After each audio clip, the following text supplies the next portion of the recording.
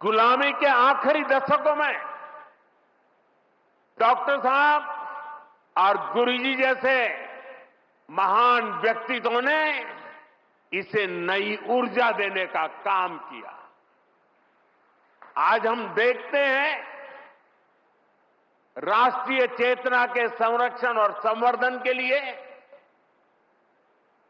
जो विचार बीज 100 साल पहले बोया गया, वो महान वटवृक्ष के रूप में आज दुनिया के सामने है। सिद्धांत और आदर्श इस वटवृक्ष को ऊंचाई देते हैं।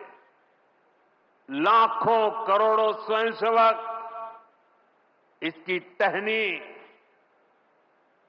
ये कोई साधारण वटवृक्ष नहीं, राष्ट्रीय स्वयंसेवक संघ भारत की अमर संस्कृति का आधुनिक अक्षय वट है।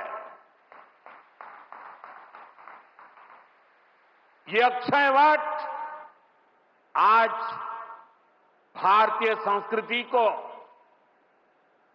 हमारे राष्ट्र की चेतना को निरंतर ऊर्जावान बना रहा है।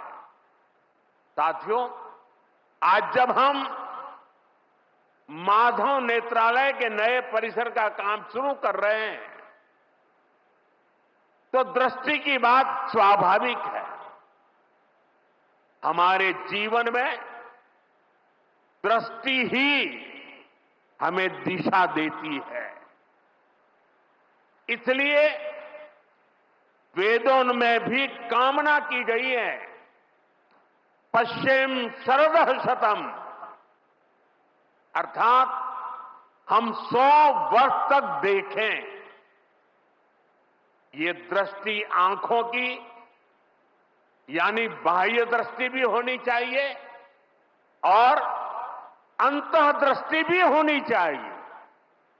जब अंतःदृष्टि की बात करते हैं तो विदर्भ के महान संत श्री गुलाबराव महाराज जी का स्मरण भी होना स्वाभाविक है। कॉमस्कोर नुसार आता isakal.com आहे देशातील नंबर 1 ची मराठी न्यूज वेबसाईट। प्रत्येक अपडेटसाठी isakal.com ला नक्की भेट द्या। उन्हें प्रज्ञाचक्षु कहा जाता था। बहुत कम आयु में ही उनको आंखों से दिखाई देना बंद हो गया था, लेकिन फिर भी उन्होंने अनेकों पुस्तकें लिखी थी। और अब कोई भी पूछ सकता है कि जब आंखों से दिखाई नहीं देता है तो उसके बावजूद भी कोई इतने ग्रंथ कैसे लिख सकता था? इसका उत्तर यह है कि उनके पास भले ही नेत्र नहीं थे, लेकिन दृष्टि थी। ये दृष्टि बोध से आती है, विवेक से प्रकट होती है। ये दृष्टि व्यक्ति के साथ ही समाज की को भी बहुत शक्ति देती है। हमारा राष्ट्रीय स्वयंसेवक संघ भी एक ऐसा संस्कार यज्ञ है जो अंतःदृष्टि और बाह्य दृष्टि दोनों के लिए काम कर रहा है। बाह्य दृष्टि के रूप में हम माधव नेत्रालय को देखते हैं और अंतर्दृष्टि ने संघ को सेवा का पर्याय बना दिया है।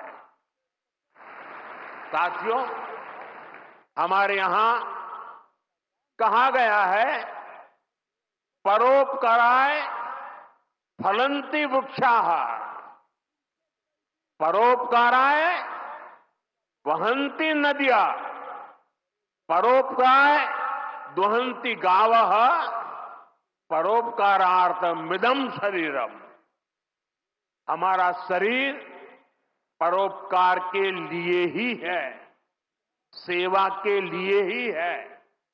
और जब ये सेवा संस्कारों में आ जाती है तो सेवा ही साधना बन जाती है।